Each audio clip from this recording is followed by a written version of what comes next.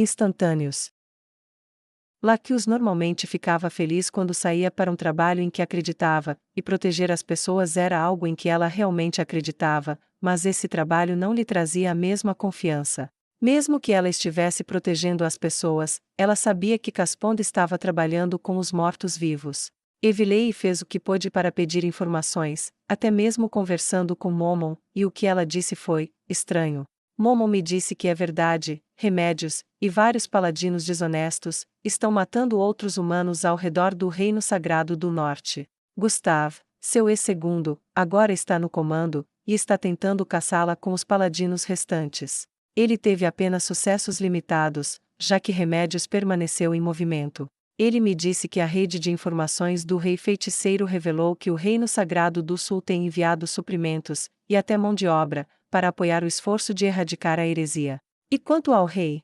Lacus perguntou enquanto o resto da equipe ouvia atentamente. Ele enviou soldados para apoiar Neia, e tanto os soldados reais quanto os membros da Justiça Negra foram colocados em várias cidades e vilas, e eles se defenderam de vários ataques. Algumas vilas foram queimadas, e há evidência de lutadores incrivelmente poderosos envolvidos. Poderosos demais para estar entre os nortistas remanescentes. Evilei disse: como isso pode estar acontecendo? Gagaram perguntou horrorizada. Só os deuses poderiam responder a essa. Evilei disse: mas parece que a teocracia, e o Reino do Sul, transformaram o Reino Sagrado do Norte em um campo de batalha por procuração. O rei está tendo problemas para manter a ordem, a facção nobre lá se fraturou, e ele está contando com o apoio dos recursos do Templo da Justiça Negra. Nos contratar significa que as coisas estão realmente ficando ruins lá. São tantas equipes adamantite. Tia disse, isso é um eufemismo, lembre-se de que não somos apenas nós. Eles contrataram outros 5 também e várias equipes de classificação inferior, e o Reino Sagrado do Sul está fazendo o mesmo contratando trabalhadores de onde quer que possam. Um ponto justo. Evilei disse. Seja qual for o caso, as pessoas estão sofrendo, e temos o poder de impedir isso. Não gosto de trabalhar para o Rei Feiticeiro, nem mesmo por procuração, mas não posso argumentar contra proteger as pessoas só porque não gosto do empregador. Tina suspirou, é o que é, só temos que aguentar. Ainda é difícil acreditar que está chegando a isso, porém, as tensões só vão aumentar à medida que o Sínodo de Arvinter se aproxima. Falando nisso, você não vai participar do Sínodo. Evilei perguntou a Lacus, quero dizer, você não é apenas uma aventureira, você é uma nobre, e uma sacerdotisa, e por causa de sua posição e experiência, ninguém negaria sua entrada, mesmo que quisessem. Eu vou participar, sim, disse Lacus. Mas ainda falta um ano para o Sínodo, padres de todos os países vizinhos estão reunindo informações, argumentos, e estabelecendo suas próprias posições, até mesmo alguns demi-humanos estão sendo solicitados a enviar representantes para oferecer seu testemunho sobre suas experiências sob a Inzo ou Algon. A teocracia Slane está se opondo, é claro, mas os padres do Império e Reestis estão exigindo que seja aceito. Duvido que o sínodo aconteça antes que essa questão seja resolvida, então o cronograma de um ano pode se tornar 2. Eu tenho tempo para fazer este trabalho, e além disso, isso pode me dar uma visão sobre minha própria posição sobre o assunto. Você não pode estar pensando seriamente. Evilei começou. Não, mas não sei o que estarei pensando daqui a 6 meses. Tenho que manter a mente aberta para qualquer coisa, disse Lacus. Estes são tempos difíceis, talvez não seja o tipo de coisa que eu gostaria de ver na minha vida, mas não escolhi o período da história em que nasci, então só tenho que tirar o melhor proveito disso. Ela balançou a cabeça, e elas cavalgaram em silêncio. Levaria pelo menos um mês até chegarem ao Capitólio, e todas tinham a nítida sensação de que seria um mês muito longo. Em Kami-Miyako, Capitólio da Teocracia Slane. Dominique deu seu relatório de seu encontro com o imperador Jirkniv, e a mesa caiu no caos de uma forma que agora era rotina para todos eles quando surgiram assuntos relativos ao rei feiticeiro. Agora nossa assistência a remédios é problemática, na melhor das hipóteses, ela é uma flecha não guiada, devemos retirar nosso apoio, e deixá-los derrubá-la. Disse Dominique. Sem nossos agentes de inteligência, não temos a mesma influência que tínhamos. As escrituras podem compensar isso. Pontifex Maximus disse. Enquanto mantivermos nossas escrituras ativas lá, podemos influenciar suas decisões. pelo menos indiretamente, fornecendo-lhe inteligência, nem sempre precisa ser verdade, apenas precisa fazer com que ela faça o que precisamos que ela faça, e isso é caçar hereges. Com os padres no sul pregando os perigos da heresia no norte, eles estão sempre atraindo novos recrutas para lutar, e com nossos padres inquisidores indo às aldeias, e incitando as pessoas contra seus vizinhos heréticos, nós não estamos sem vantagens. Não há razão para jogar isso fora. Dominique franziu a testa, ele pensou muito sobre esse assunto. Você pode estar certo, mas estamos mirando nos adoradores do rei feiticeiro. Se fizermos muito para interferir, isso pode atrair sua intervenção direta, e o imperador me informou que ele tem vários outros feitiços semelhantes ao que ele usou nas planícies Katze. A mesa explodiu em um caos ainda maior, mas desta vez acentuado por tremores de terror. Isso não pode ser! Uma voz gritou. Com aquele monstro, tudo pode ser, até onde sabemos. Outro disse com a voz trêmula. Além de tudo isso, nossos sacerdotes inquisidores também estão sendo mortos. O primeiro foi Justiçar, ele era uma estrela em ascensão na teocracia, ele praticamente inventou a quebra de elfos, e seus esforços impulsionaram muitos de nossos projetos de agricultura em massa de maior sucesso. Este foi sua chance de subir para os escalões superiores, e 1 ou 2 semanas após seu primeiro sucesso, o que aconteceu? Sua cabeça acabou presa a um portão. E ele não é o único, embora não tenhamos nossas aldeias de apoio massacradas em resposta ainda, se eles recorrerem ao terror, bem, sabemos como isso vai acontecer. Alguém aqui não está tremendo de medo com a possibilidade do envolvimento do rei feiticeiro? Disse Dominique. Ninguém falou. Sabemos que os deuses estão conosco. Mas camponeses de um reino quase arruinado são outra questão. O Santo Rei está quase no bolso da Justiça Negra, precisamos acabar com isso rapidamente, digo para derrubá-lo diretamente, e instalar um novo líder, alguém do Reino Sagrado do Sul. Dominique disse, se fizermos isso rapidamente, podemos expulsar totalmente os seguidores da Justiça Negra, não deixando nenhum casus belli, para o Rei Feiticeiro, e começar a reconstruí-lo da maneira que os deuses pretendiam. O que quer que façamos, precisamos fazer logo. Nossos melhores esforços não serão suficientes se o poder da Papa Neia continuar aumentando, suas viagens lhe deram conexões poderosas, e não podemos permitir que isso continue. Além disso, ela completou seu texto, o preto sabedoria, supostamente tem o significado de sabedoria negra. Precisamos derrubá-la, precisamos atacá-la diretamente, e precisamos queimar todas as cópias de seu livro antes de serem distribuídos, disse o Pontifex Maximus acentuadamente. Um acordo geral foi alcançado e a decisão foi tomada, a Papa Neia e o rei Caspond morreriam. Dentro de Nazarick. Em breve chegará a hora do fim de Dopli Caspond. Demiurgo disse a Ains. Sim, exatamente. Ains disse, fingindo saber exatamente do que Demiurgo estava falando. Você tem um contato para ajudar com sua morte? Ains perguntou, esperando que mais informações fossem reveladas. Demiurgo, no entanto, parecia quase magoado, ou talvez angustiado, e ajoelhou-se com os olhos baixos. Meu senhor, se alguma vez eu falhei tanto com você que não tinha tal coisa pronta de antemão, eu terminaria minha vida para expiar meu erro.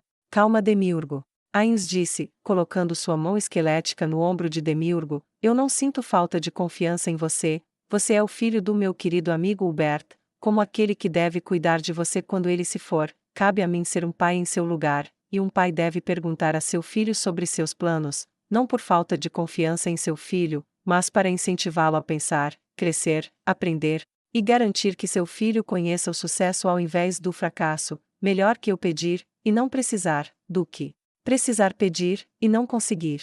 Agora, por favor, levante-se. Pai, Demiurgo disse suavemente, obviamente profundamente comovido.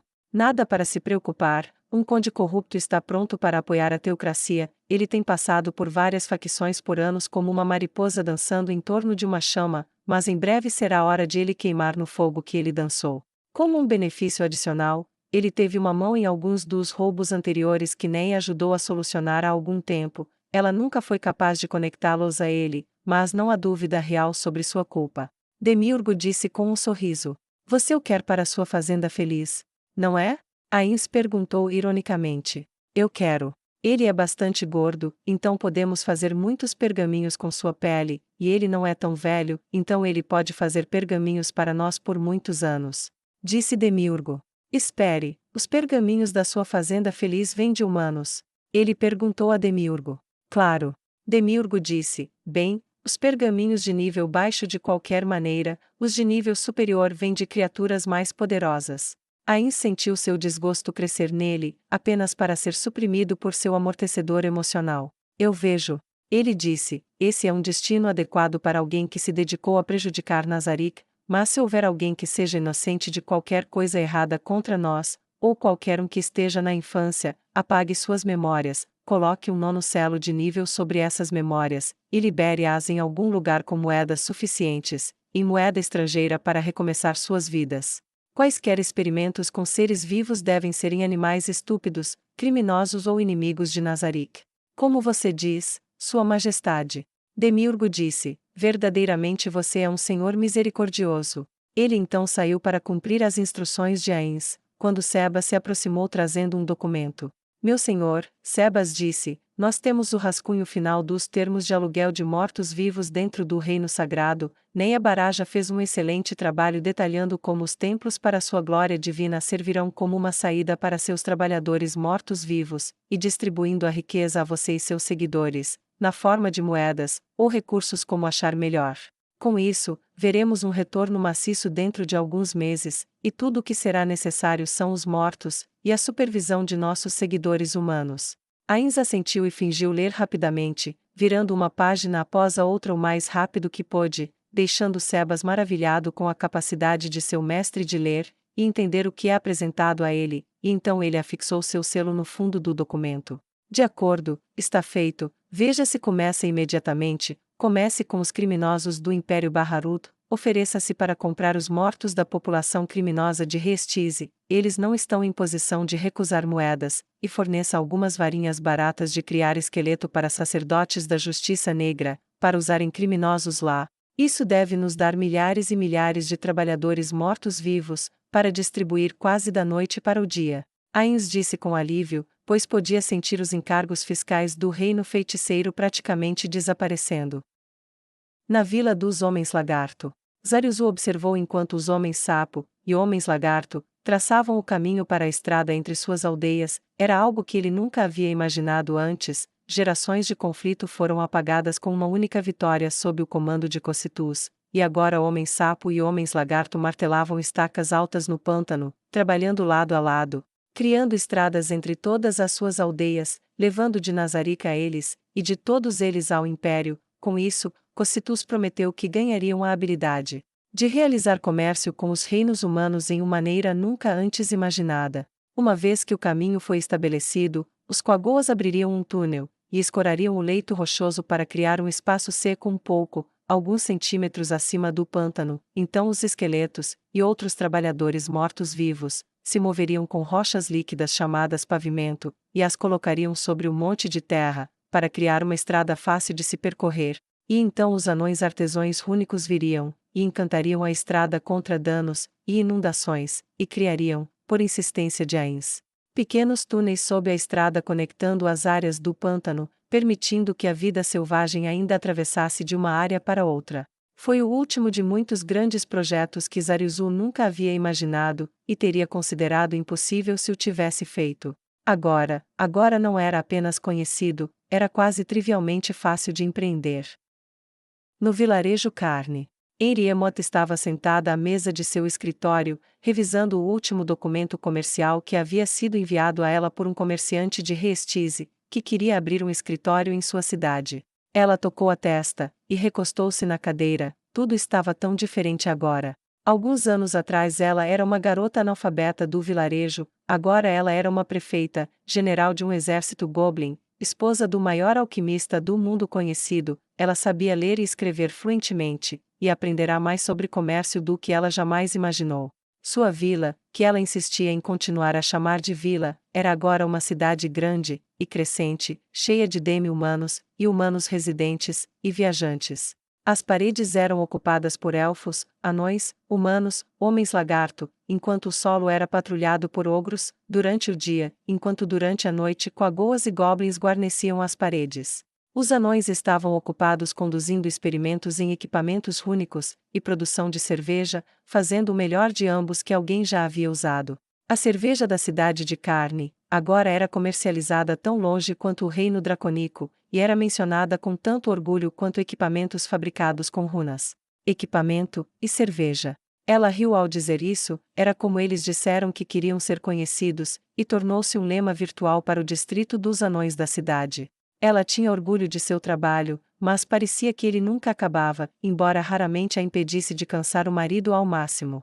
Ela usou um sorriso lascivo em particular enquanto pensava na noite anterior, e então se curvou sobre a mesa com nova determinação para terminar o dia mais cedo, para que a noite pudesse terminar tarde, junto dele.